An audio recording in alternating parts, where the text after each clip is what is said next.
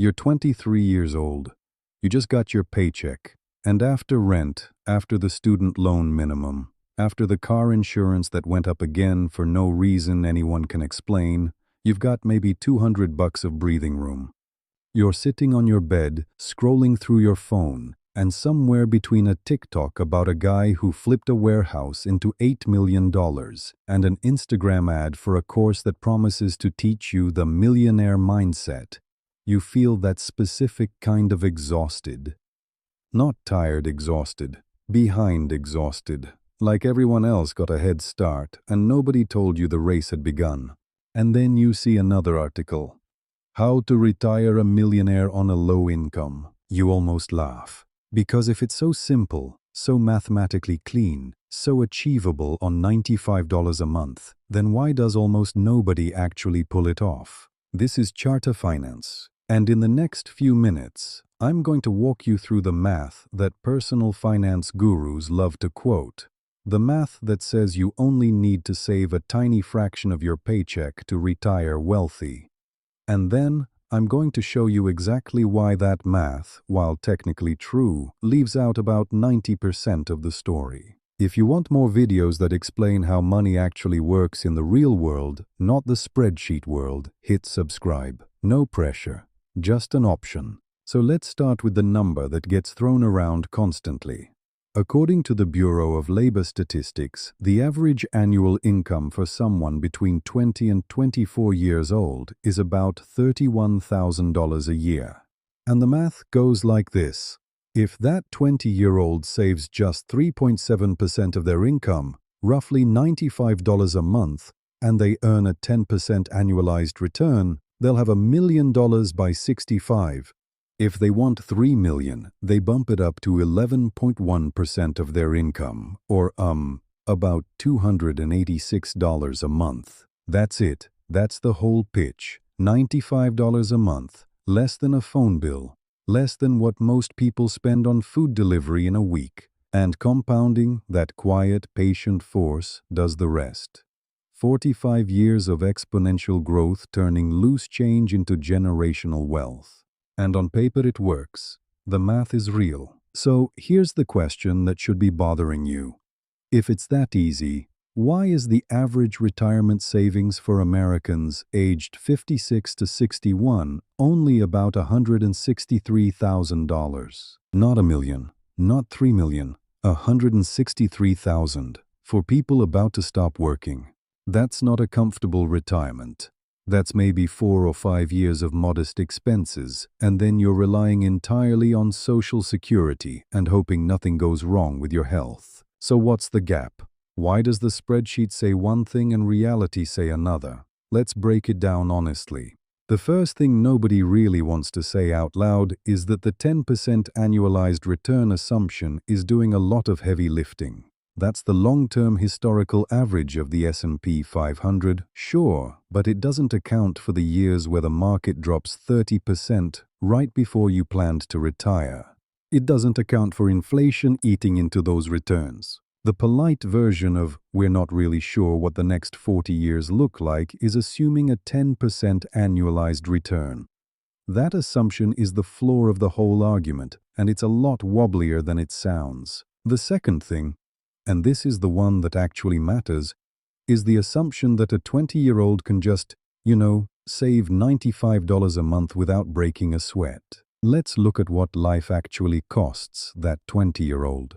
Rent in most cities now eats somewhere between 30 and 50% of a $31,000 income. The Federal Reserve has reported that a huge chunk of Americans couldn't cover a $400 emergency without borrowing. Bankrate's surveys keep finding that around 6 in 10 adults are uncomfortable with their level of emergency savings. So when someone says, just save $95 a month, what they're actually saying is, just have $95 left over after everything else is paid. And for millions of people, that $95 doesn't exist. It's already been spoken for by the landlord, the insurance company, and the grocery store. That's not a you problem. That's a structural failure. Now, the original argument also points to something it calls unwise financial decisions. that people with lower incomes are statistically more likely to buy lottery tickets, use payday lenders, shop at rent-to-own stores. And look, the data on that is real, but I want to reframe it because the way it usually gets presented is, deeply condescending. When you're broke, payday lenders aren't a character flaw. They're often the only institution willing to loan you $200 when your car breaks down and you need to get to work tomorrow. The lottery isn't stupidity. It's a $2 ticket to imagine a different life for an afternoon. These aren't moral failings. They're rational responses to a system that has very few exits for people at the bottom. The actual lesson isn't stop making bad choices. The actual lesson is that the financial system is designed to extract the most money from the people who can least afford it. Overdraft fees, subprime interest rates, predatory rent-to-own contracts. These are features, not bugs. Knowing that doesn't make them go away, but it does change the frame from what's wrong with me to what's been built around me. Then there's lifestyle inflation. Every raise gets absorbed by a slightly nicer apartment, a slightly newer car, the streaming service you definitely needed. Deloitte has tracked how subscription spending alone has crept up year after year. Amazon perfected the art of turning a vague want into a 2-day delivery. The friction between wanting something and owning it has basically been erased. Remember that 23-year-old on the bed with $200 of breathing room? Here's what happens. They get a raise. Their breathing room becomes $400, and then they upgrade the apartment, or the car insurance goes up because they moved, or they finally replace the laptop that's been dying for 2 years, and the breathing room is gone again. Not because they were reckless, because the cost of a normal middle-class life has been quietly outpacing wages for decades. The Federal Housing Finance Agency has data showing home prices roughly doubling in many markets over the last decade while wages crawled. Harvard's housing studies keep flagging that more than half of renters are now cost-burdened. The treadmill speeds up, you run faster, you stay in place. So what do you actually do with all this? Here's the thing. The compounding math is still real. $1 saved at 23 is genuinely worth more than $1 saved at 43. That part isn't a lie. But the more honest version of the advice isn't just save $95 a month and you'll be rich. The more honest version is save whatever you can, as early as you can, automatically, and protect that habit from the system that's designed to interrupt it. That means automating the transfer the day your paycheck hits, before lifestyle inflation has a chance to claim it. It means treating an emergency fund, even a small one, even $500, as the thing that keeps you out of the payday lender's orbit. It means understanding that deferred gratification isn't about being a monk. It's about being honest that the version of you in 20 years is a real person who would like to have options. And it means giving yourself some grace. If you're not on track to be a millionaire at 65, you are not broken.